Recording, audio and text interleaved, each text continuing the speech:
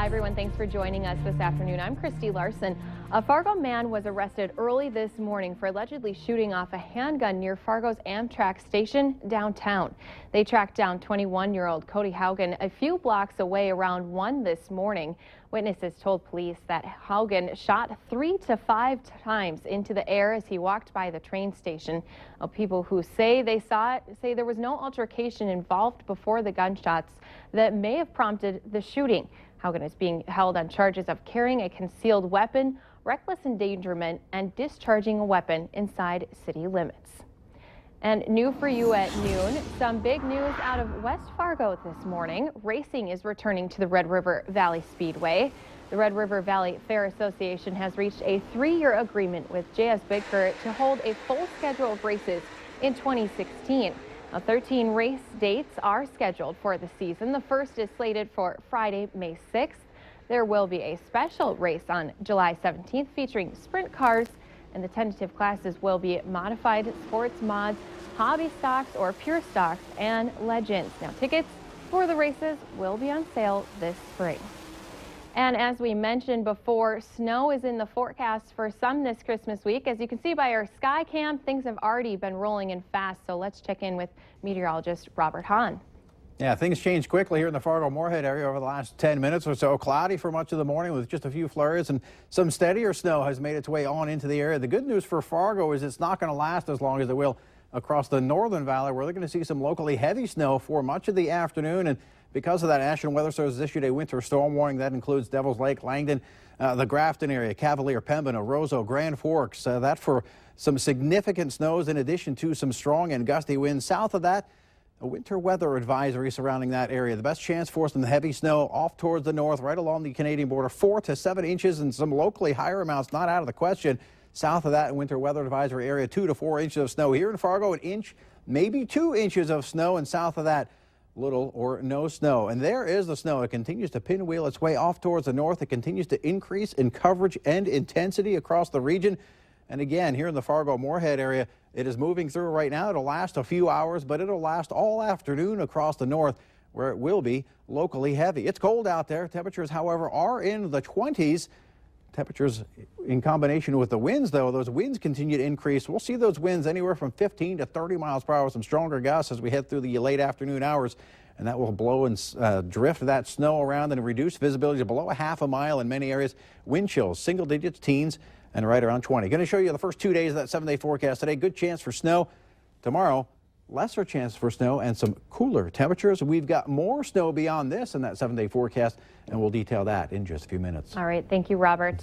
Well, porch pirates, those are people stealing packages from doorsteps, continue to be a big problem right here in the valley. Fargo police are still looking for an SUV and the driver suspected in the theft of packages from someone's doorsteps earlier this month.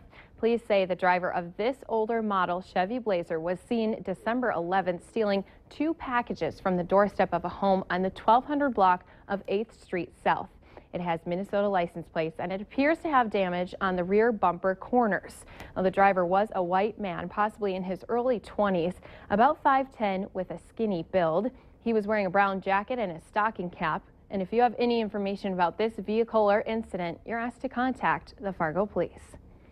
North Dakota is on the list of a new CDC investigation of E. coli at Chipotle's. The CDC doesn't know if the more recent cases are tied to a larger outbreak that began in October.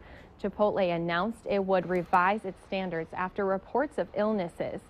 Changes include high-resolution testing of ingredients and enhanced food safety training for team members. Also new at noon, more people live in North Dakota than ever before. State officials say that North Dakota's population has reached an all-time high of nearly 757,000, an increase of nearly 17,000 people since last year's U.S. Census Bureau count. North Dakota is also becoming younger. The state's median age dropped in 2014 to 34.9 years of age, the 4th youngest in the nation. North Dakota's unemployment rate of 2.7% is the lowest in the nation, with employers currently reporting having nearly 16,000 open positions. A Fargo woman is being treated for burns to her hands and face after a fire in her North Fargo home. We told you about it yesterday, and she was one of 9 people who escaped from their twin home on 5th Street North after the fire started in the basement. The damage is estimated at $70,000, and Fargo fire officials are still investigating the cause of the fire. Well, this fire was just one of 3 in the area on Monday. One yesterday afternoon in Castleton did more than $20,000 in damage. Fire and water damage was contained to just one apartment, and a family of 5 escaped a house fire in Grand Forks. It happened also yesterday morning on 22nd Street South. The fire caused damage to the attic area and extensive smoke damage throughout the home. And a Fargo gun store owner says business has been booming in the 3 weeks since the San Bernardino massacre.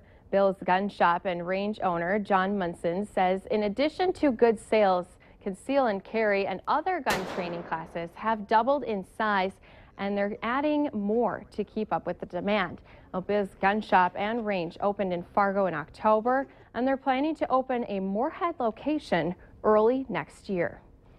The Mall of America has filed for a restraining order against leaders of Black Lives Matter in an attempt to head off a protest scheduled for tomorrow, which is one of the busiest shopping days of the year. Attorneys for the mall point to a similar protest on December 20th, 2014, involving approximately 1,000 protesters. The lawyers say that day the mall and its tenants suffered irreparable harm, including reduced guests and sales. Black Lives Matter leaders say regardless of any legal issues, the protest will happen as planned tomorrow. Well, the shortest day of the year is considered the longest night for the homeless. So on the first day of winter, dozens took to the streets of downtown Fargo to remember the more than 100 people who died locally in the past few years because of being homeless. Organizers hope the walk will let people know homelessness can impact anyone. It's estimated that around 1,000 people a night are homeless in the FM area.